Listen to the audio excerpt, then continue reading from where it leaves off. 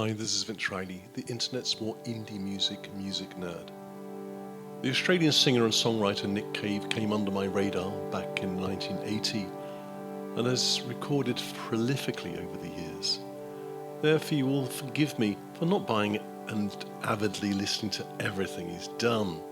My last review was on his latest release with the Bad Seeds' Wild God, and this was triggered by getting seats to see them live in my neighbouring town of Oberhausen, Germany.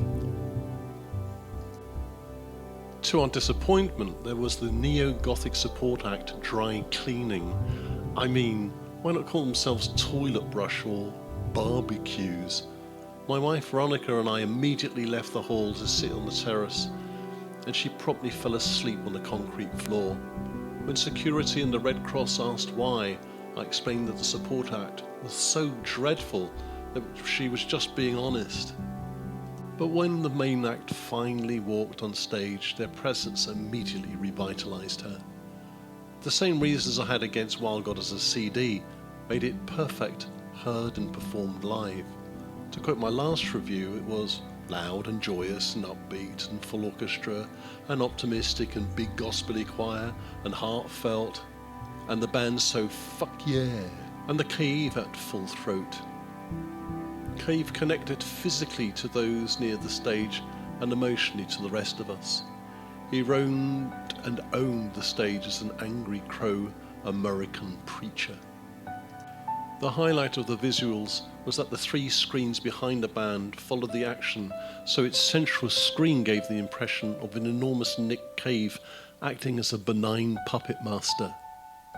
So seeing him live again after so many decades has not only reawakened my interest in him as a musician, but as a fellow human who was a fucked up violent junkie, settled down and had 4 sons, lost 2, and has slowly but very openly emerged from his grief with a new perspective on the beauty and joy of life and of the world.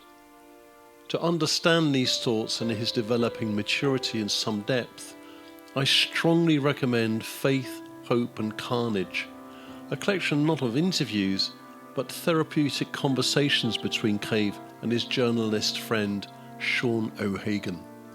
Days after the gig was Veronika's birthday, so I gave her their previous CD, Ghosteen. Strangely, although I feel it's a great album, if I had to be introduced to Nick Cave and the Bad Seeds with this one release, I certainly wouldn't become a fan. The cover artwork is horribly kitsch, and one hears an aging crooner sing over slow ambient layers of synths, the tone of which, as a keyboard player myself, sound rather 80s.